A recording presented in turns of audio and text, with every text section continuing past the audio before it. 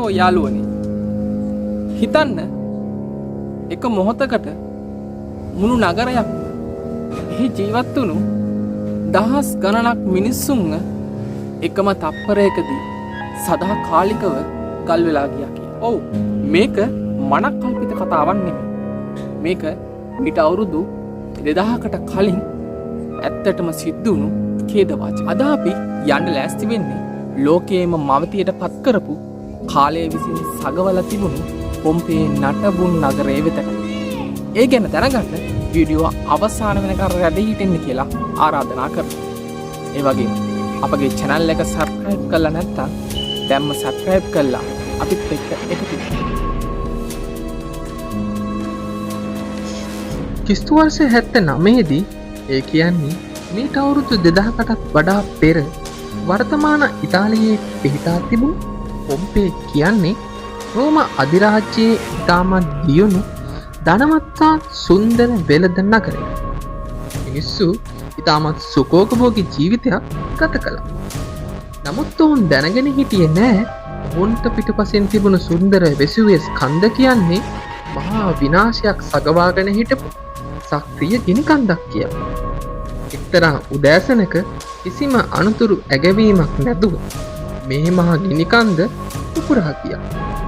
ඉන්පිටුණු methane සහ සල්ප විෂ වායුත් රත්තුණු අලු සහ ගිනිකඳු පාෂාණ තප්පර ගණනකින් මුළු පොම්පේ නගරෙම වැසලා ගියේ මිනිස්සුන්ට පැනලා යන්නටවත් වෙලාවක් ඉතුරු නොකර. නමුත් ඉස්තුපර්ෂ 1748 දී ඒ කියන්නේ මීට අවුරුදු 270කට පමණ පෙර අහම්බෙන් වගේ මේ නගරය නැවතත් සොයාගන්න පුරාවිද්‍යාඥයන්ට හැකි වෙනවා. පුදුමයට කරුණක් කියන්නේ අලුතට්ටුවට යට වෙලා තිබුණු නිසා නගරයේ ගොඩනැගිලි බිත්තිවල ඇද තිබුණු සිතුවම් පාරවල් සහ මිනිස්සුන්ගේ බඩු බාරයේදී පවා කිසිදු හානියක් නැතුව ඒ විදියටම ආරක්ෂා වෙලා තිබීම.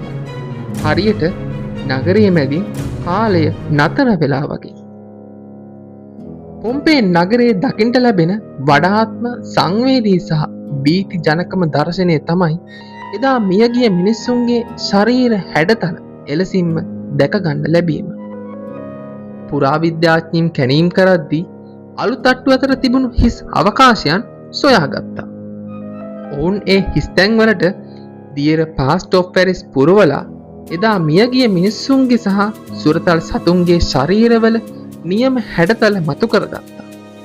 බියෙන් හැකිලී සිටින දරුවන් එකිනෙකා වැළඳ සිටින පෙම්වතුන් අවසාන මොහොතේ ජීවිතේ බේරගන්න උත්සාහ කරපු මිනිස්සුන්ගේ මුහුණේ තිබුණු බියකරු ඉරියව් පවා අදටත් අපිට ඒ ආකාරයෙන්ම බලා ගන්න පුළුවන්.